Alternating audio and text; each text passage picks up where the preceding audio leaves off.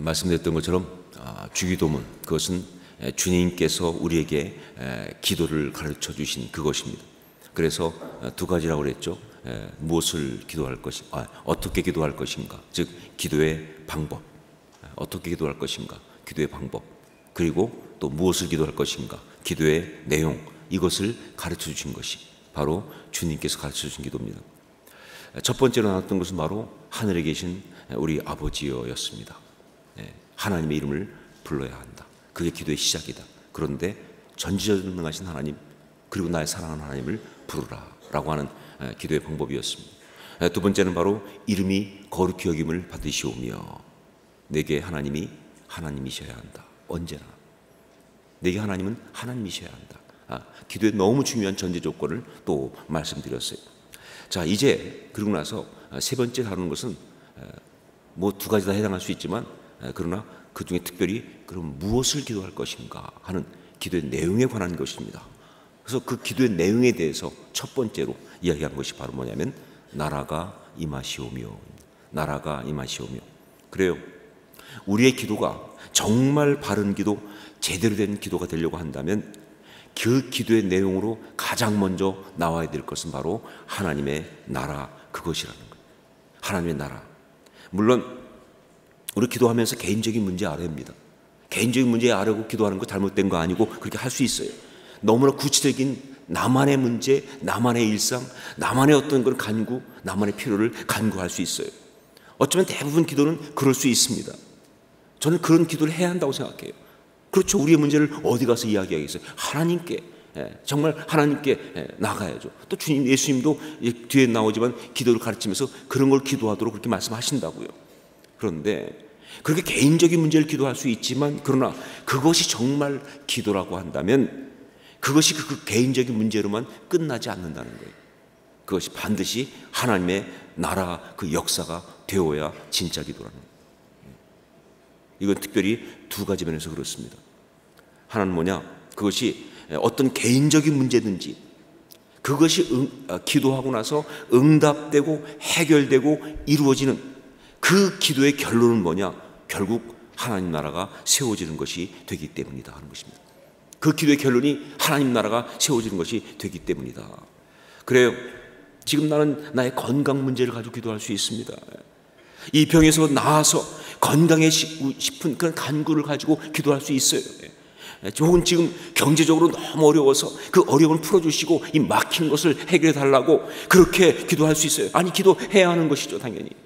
그리고 관계의 문제도 기도할 수 있어요. 힘들고 어려운 관계를 해결하고 아름답게 해달라고. 마음의 상함도 그렇습니다. 상처받으면 어디 가서 기도하겠어요? 주 앞에 기도해야지. 그렇죠? 하나님 앞에서 내가 개인적으로 바라보고 꿈꾸고 소망하는 어떤 내 개인적인 갈망을 기도할 수 있어요. 다 우리가 기도할 수 있는 거예요. 아니, 다 기도해야 되는 제목들입니다. 그런데 그렇게 기도해서 응답받는 그것이 단지 그냥 나 혼자만 건강해지고, 나 혼자만 잘 살고, 나 혼자만 행복해지고, 나 혼자만 모든 것이 좋아지고, 내가 원하는 것만 이루어지고 마는 그런 것으로 끝나는 것이 아니라, 여러분, 영적 비밀이 이렇습니다. 나의 이 회복을 통하여, 내가 이 응답받음을 통해서 하나님의 나라가 이루어지는 것이라는 거예요. 이게 진짜 기도예요.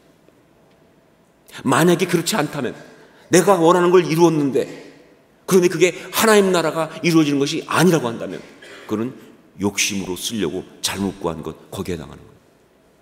그건 욕심으로 쓰려고 잘못 구한 것, 거기에 해당하는 거예요. 여러분, 우리는 기도하는 순간에 무엇보다 하나님의 자녀로 기도하는 겁니다. 하나님의 백성이기 때문에 기도할 수 있는 거예요. 그냥 한 개인이 막연한 신적 존재에게 그냥 뭐 이루어 주세요, 이게 아니라는 것이죠. 그렇죠? 하나님의 자녀가, 하나님의 백성이 하나님께 기도하는 거예요. 그렇기 때문에 이제 그 내가 드리고 있는 나의 개인적인 문제도요, 하나님의 백성의 문제예요. 하나님의 자녀의 문제예요. 그리고 그것이 응답되는 것은 하나님의 나라 이야기가 되는 거예요. 이게 비밀이에요. 그 문제를 통해서, 그 아픔과 어려움을 통해서, 정말 내가 개인적으로 원하고 있는 어떤 그 갈망을 통해서 말이죠, 그것이 하나님 앞에 기도 제목을 가지고 나갔을 때, 그래서 그것이 응답되었을 때, 아니 어떤 때는 응답되지 않을 수도 있지만 여러분 아시죠? 응답되지 않는 것은 응답되지 않음을 통해서 하나님이 응답하신 것이라고요. 그랬을 때 말이죠, 이 모든 걸 통해 결국 이루어지는 것은 뭐냐? 하나님의 나라. 왜냐하면 우리는 하나님의 백성이니까, 하나님의 자녀니까. 다만 그 과정에서 정말 축복의 통로처럼, 우리가 참 좋아하는 말씀이 그거예요. 축복의 통로. 축복의 통로처럼 말이죠, 내가 필요한 것을 내가 응답받고 해결받고 은혜를 받고 그 어떤 하나님의 사랑을 누리는 거예요. 그게 신앙의 바른 과정이에요. 이 분명한 관점이 중요합니다. 이 분명한 방향이 중요합니다. 참 기도하는 사람은 이 방향을 놓치면 안 돼요. 내 것 이루고 나만 원하겠습니다 아니라 정말 하나님의 나라가 나의 이 이야기를 통해서 이루어지기를, 이 궁극적 초점이 정확히 하나님 나라에 가 있어야 되는 거예요. 코페르니쿠스적 전환이라는 게 있어요. 좀 어려운 말이죠. 코페르니쿠스라는 사람은 중세 그 캐톨릭 그때 지동설을 주장했다가 죽은 사람 아니에요, 그렇죠? 그 당시는 뭐 갖고 있는 생각이, 또 교회가 그걸 또 지지해 가지고 이 태양이 도는 거다, 지구는 가만히 있고. 그런데 이 사람은 아니다, 태양은 가만히 있고 지구가 도는 거다. 그래가지고 이제 그것 때문에 화형당한 사람인데, 나중에 칸트라고 하는 철학자가 인식론의 대가죠. 이 인식론을 얘기하면서 사실 우리가 중요한 게 뭐냐, 대상이 바뀌는 게 아니라 더 중요한 건 내가 어떤 눈을 갖고 있냐가 더 중요하다는 거예요. 대상이 어떠냐가 중요한 게 아니라 내가 어떤 관점을 가지고 보고 있냐가 더 중요하다고 하는 그 전환을 얘기하면서 사용했던 유명한 말이 코페르니쿠스적 전환이다. 이렇게 지동설처럼 코페르니쿠스적 전환이다, 이런 식으로 말한 거예요. 이게 굉장히 아주 그 인문학에서는 유명한 단어가 됐죠. 근데 저는요, 성경 가운데 이런 식의 어떤 말을 하나 찾을 수 있다고 생각합니다. 굉장히 중요한 거, 성경에 나오는 아주 중요한 이런 식의 말, 그것이 바로 뭐냐면 에스더적 자각이다라는 겁니다. 에스더적 자각, 눈치채셨죠? 무슨 말인지? 에스더적 자각. 에스더서 보면 내가 왕후의 자리를 얻은 것이 이때를 위함이 아닌지 누가 알겠느냐. 에스더 4장 14절 말씀. 내가 왕후의 위를 얻은 것이 이때를 위함인 줄 누가 알겠느냐. 이 말은 물론 모르드게가 한 것입니다. 하지만 이것은 바로 에스더의 자각이에요. 에스더가 정말 죽으면 죽으라고 나갈 수 있도록 하다, 그 자각 때문에. 근데 여러분, 이 굉장히 중요한 이 에스더적 자각이 중요합니다. 우리 한번 따라해 볼까요? 에스더적 자각. 발음이 조금 엉키지만 에스더적 자각. 여러분, 그거 있어야 돼요. 내가 지금 이렇게 좋은 것을 얻은 게 하나님 나라를 이루기 위해서구나. 내가 지금 이런 경험을 한 것이 하나님이 원하신 일을 하기 위해서 그런 거구나. 내가 이런 기회를 가진 것이 하나님의 뜻이 이루어져서 그런 거구나. 이 자각이 계속 일어나는 것이 진짜 신앙이에요. 때때로 이것은요, 좋은 것만이 아니라 어려움도 해당해요. 이 고난을 겪었던 것이, 이 기다리게 하셨던 것이, 이 힘든 생각을 하셨던 것이, 이게 하나님의 나라를 위해서, 하나님 뜻을 위해서구나 라는 것을 자각하는 순간, 그 응답은 진짜 응답인 거예요. 그건 진짜 축복이 되는 거예요. 에스더적 자각이라고 하는 것이 너무너무 중요해요. 여러분, 이것이 바로 기도하는 사람 가운데 반드시 있어야 한다는 것이죠. 그러니까 나의 이 구체적인 삶의 모든 것이 궁극적으로는 하나님의 나라를 위한 것이다. 그렇기 때문에 이 모든 기도는 당연히 하나님의 나라라고 하는 결론으로 가야 한다, 그런 이야기죠. 그럴 수밖에 없어요. 그래서 이 기도는 하나님의 나라일 수밖에 없다 하는 것이죠. 두 번째, 또 한 가지는 기도의 응답의 첫걸음은 바로 하나님의 나라가 임하는 데 있기 때문이다. 기도 응답의 첫걸음은 바로 하나님의 나라가 임하는 데 있기 때문이다. 기도는 어떻게 응답되는가? 내가 이 병에서 놓여서 건강해지는 그 역사는 어떻게 일어나는가? 이 막혀버린, 꼬여버린 재정 문제가 풀리는 그 역사는 어떻게 일어나는가? 갈등하는 관계가 회복되는 그 일은 어떻게 일어나는가? 의심 가운데 있는 마음이 변해서 확신과 믿음을 갖게 되는 그 역사는 어떻게 일어나는가? 믿지 않는 불신의 그 마음이 바뀌어서 말이죠, 예수 그리스도를 영접하는 그런 놀라운 역사는 어떻게 일어나는가 말이죠.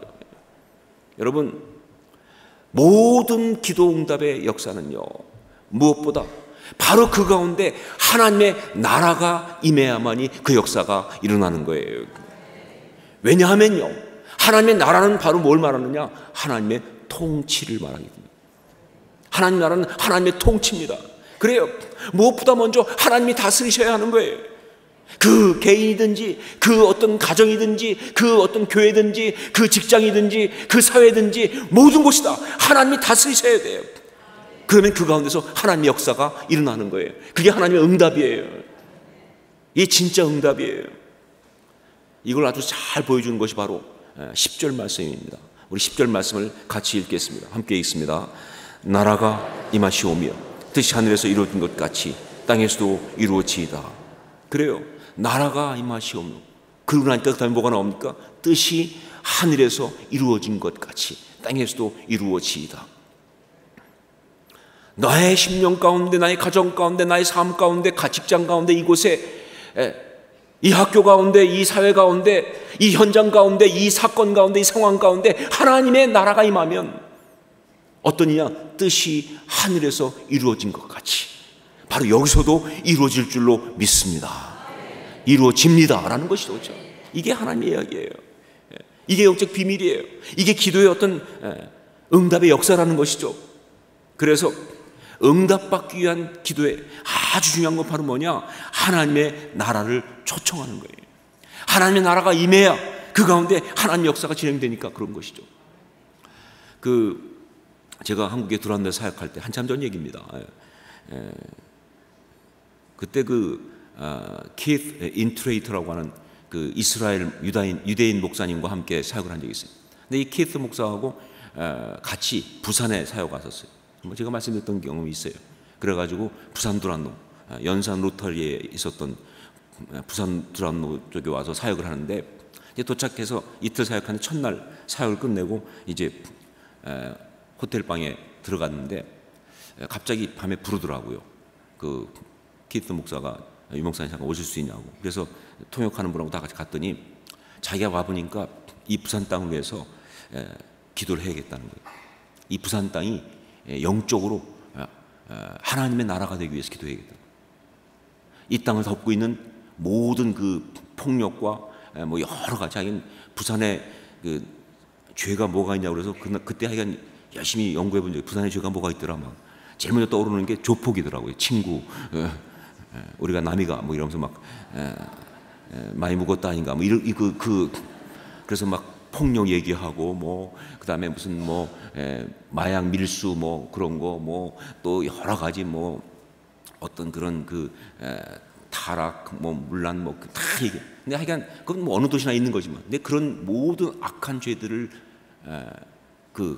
입 가운데 가지고 덮고 있는 그 악한 영들을 물리치고, 무엇보다 하나님이 다스려 주시도록, 이 땅을 하나님이 통치하시도록 기도해요. 그래가지고 키스 목사가 그렇게 주장해가지고 그날 밤에 호텔 방에서 3시간 동안, 와 정말 그때 그 호텔이 좀 높은 호텔이어가지고 창밖으로는 또 부산이, 그래서 우리 또 다 창밖으로 서서 기도했잖아요. 부산을 덮어야 되니까. 근데 막 기도하고 그리고 이제 방에 왔는데, 그 다음 날 이제 세미나를 하는데 점심시간에 점심을 먹으러 갔어요. 근데 어디 식당에 갔는데, 가서 이렇게 딱 하는데 갑자기 거기에 한 여자분이 이렇게 이제 아주머니가 이렇게 이제 서빙하러 왔는데, 딱 보는데 여기 목에 금목걸이를 달고 계시는데, 이렇게 절만자 있죠, 그거. 근데 키스 목사 깜짝 놀라더라고요. 왜냐면 키스 목사는 유대인이잖아요. 나치하고 비슷하잖아요. 저게 뭐냐, 물론 알고 있었겠죠, 그렇죠? 저게 뭐냐. 그러니까 불교를 말한 거 같더니 저분 전도에게, 그러더니 오시라고. 그래서 통역시켜가지고 전도하는데, 저는 그게 그렇게 갑자기 와가지고 뭐 식당에서 뭐 통역시켜가 전도한다 되겠나? 근데 웬일 그 여자분이 막 몇 마디 안 들었는데 펑펑 울면서 자기 얘기 다 하는 거예요.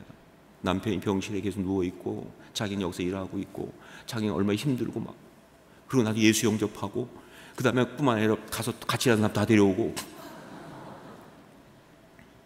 나중에 키스 목사님 그러더라고요. 목사님, 우리가 어젯밤에 기도해서 이런 일이 일어났습니다. 하나님의 통치를 우리가 구했기 때문에, 하나님의 통치를 구했기 때문에 이런 일이 일어난 겁니다. 물론 그렇게까지 드라마틱하게 모든 것이 그렇다라고 할 수 없을지 모르겠지만 저는 분명히 그 사실을 믿습니다. 예, 그래요. 하나님의 역사가 일어나기 위해서 가장 먼저 중요한 것이 뭐냐? 하나님의 통치가 있어야 돼요. 그래야 역사가 일어나는 거예요. 그리고 하나님의 통치가 있기 위해서 중요한 게 뭐냐? 하나님 나라가 임해야 되는 거예요. 자, 그런데 여기서 우리가 한 가지 또 볼 수 있는 중요한 게 뭐냐? 그 하나님 나라가 임하는 것이 다른 것을 통해서가 아니라 바로 우리의 초청으로 가능하다는 거예요, 여러분. 이게 주님께서 가르쳐 주신 거예요. 네가 초청하면 하나님 나라가 임한다는 거예요. 그게 기도한 사람의 권리예요. 그게 기도한 사람이 갖고 있는 약속입니다. 그게 기도한 사람의 능력이에요. 그게 기도한 사람에게 주어진 축복이에요, 여러분. 응답의 비밀이에요. 예, 하나님 나라는요, 나라가 임하시오며, 정말 그렇게 외칠 때 그때 임하는 거예요. 정말 그게 가능하다는 것이죠, 그렇죠? 근데 그게 왜 그렇게 되느냐? 이유가 있어요. 왜냐하면요, 바로 하나님 나라가 임하는 것은 성령의 사역이기 때문에 그래요. 여러분, 성령의 사역, 성령의 역사, 영적 역사는요, 무조건 일어나지 않습니다. 성령님은 그냥 아무나 그냥 무조건 밀고 들어가는 게 아니에요. 성령님은요, 우리가 초청할 때만 임하세요. 우리가 인격적으로 요청할 때 오세요. 정말 성령님 오시옵소서, 성령님 임하시옵소서, 그게 오시지 그냥 아무거나 비어있다고 막 들어가는 건 그건 빈지털이지, 그건 마귀지, 그렇죠? 성령 그러지 않으세요. 정말 내가 나의 마음과 자아를 들여서 초청할 때만 성령이 임하시거든요, 그렇죠? 하나님 나라도 마찬가지입니다. 말씀드린 것처럼 하나님 나라는 하나님의 통치이고 그건 바로 성령의 역사이기 때문에 우리가 초청할 때 그 나라가 임할 수 있어요. 바로 그래서 우리 주님은요, 우리의 기도를 가르쳐 주시면서 나라가 임하시오며 라고 기도하게 한 거예요. 여러분, 얼마나 기가 막힌 축복이에요.